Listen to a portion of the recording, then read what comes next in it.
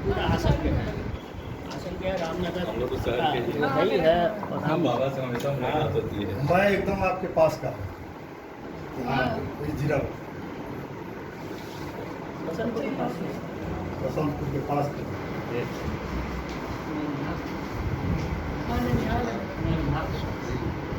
वो उसको पूछिए ना, बच्चे को चाय लेने गया है। जी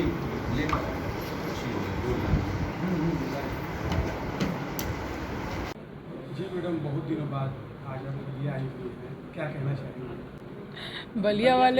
बलिया वाले जिस दिन मुझे बुलाएंगे उस दिन मैं यहीं आके रहने लगूंगी। बुलाइए तो पहले।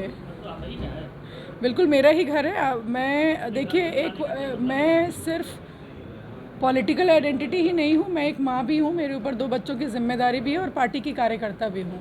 पिछले लगभग 1 साल तो मैं चुनाव की दृष्टि से अलग अलग प्रदेश में मैं व्यस्त रही चुनाव की दृष्टि से।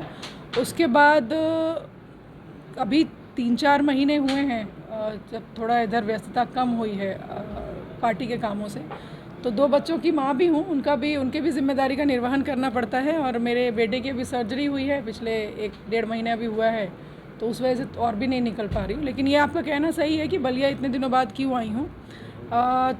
चूँकि ऐसा कोई काम था नहीं मेरे परिवार में अगर कोई कार्यक्रम होता है तो मैं आती हूँ। पिछले साल लगभग 1 साल हो गया, 1-1.25 साल हो गया, भाई की शादी थी तो आई थी, क्योंकि घर यहीं पर है, शादी यहीं घर से थी तो मैं आई थी। और आज लगभग 1-1.25 साल के बाद मैं आई हूँ। पर अच्छा लगा आपने ये सवाल किया, तो ये ऐसा महसूस हो रहा है कि कहीं ना कहीं बलिया के लोग अपनी बेटी को खोज रहे हैं, याद कर रहे हैं।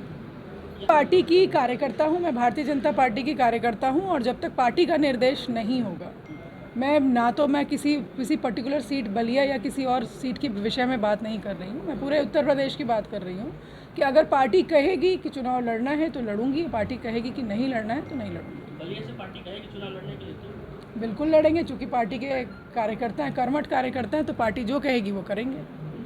हर नेता की जो चुनाव लड़कर आता है उसकी इच्छा होती है चुनाव लड़ने की, लेकिन आपने बोला ना कहाँ से चुनाव लड़ने की इच्छा है। जिस पार्टी का हिस्सा मैं हूँ उस पार्टी में निर्देश दिया जाता है कि आपको यहाँ से चुनाव लड़ना है, पूछकर हमारी पार्टी में टिकट नहीं दिया जाता है। किसी भी व्यक्ति विशेष को कि कौन मजबूत है कौन कमज़ोर है, मुझे लगता है कि अगर आप किसी भी व्यक्ति विशेष के विषय में ये सोच रहे हो कि बीजेपी में इनका चेहरा है, तो मुझे लगता है कि हमारा चेहरा कमल का फूल है, हमारा चेहरा मोदी जी हैं, हमारा चेहरा अमित शाह जी हैं, हमारा चेहरा नड्डा जी हैं, हमारा चेहरा योगी जी हैं, हमारा चेहरा हमारे प्रदेश अध्यक्ष हैं। मुझे नहीं लगता है कि 2017 में अगर स्वाति सिंह चुनाव लड़ी तो वो अपने चेहरे पर जीती हैं। मैं माननीय प्रधानमंत्री जी के चेहरे पर जीती हूँ, मैं कमल के फूल के चेहरे पर जीती हूँ और लोगों के सहयोग से जीती हूँ। अगर लोगों ने मुझे वोट दिया, मुझे जिताया, तो मैं शायद सदन में बैठने के लायक हुई थी और मैं मंत्री बनी थी। मेरे पार्टी ने आशीर्वाद दिया, पार्टी का सहयोग था।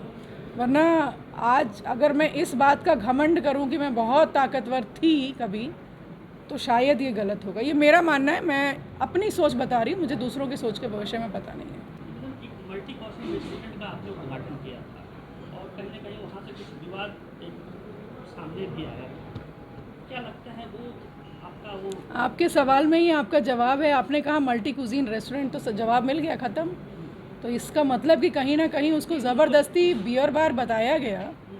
और मेरा अभी एक पॉडकास्ट आया, उसमें भी मैंने बोला कि अगर वो बियर बार है तो चल क्यों रहा है। उत्तर प्रदेश में किसी भी बार को लाइसेंस नहीं मिलता है, कोर बार को, तो बंद हो जाना चाहिए ना। कोई भी व्यक्ति मैं वर्तमान जो सरकार है उसका हिस्सा थी।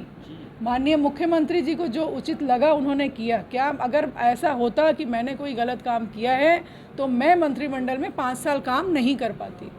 वही जांच थी, वही जांच रिपोर्ट थी, मैंने बहुत अच्छे से काम किया। मेरे माननीय मुख्यमंत्री जी ने कभी सवाल नहीं किया, मुझे संगठन से कभी इस तरह के सवाल नहीं हुए कि तुमने जाकर के क्या गलत कर दिया, क्या सही कर दिया। जो जांच करानी थी माननीय मुख्यमंत्री जी ने ज़रूर कराया होगा, उसमें उन्होंने मुझे सही पाया होगा, तभी 5 साल में मंत्री बन के काम मैंने किया उत्तर प्रदेश में। मौका मिलेगा तो पूरे उत्तर प्रदेश में कहीं से चुनाव लड़ेंगे।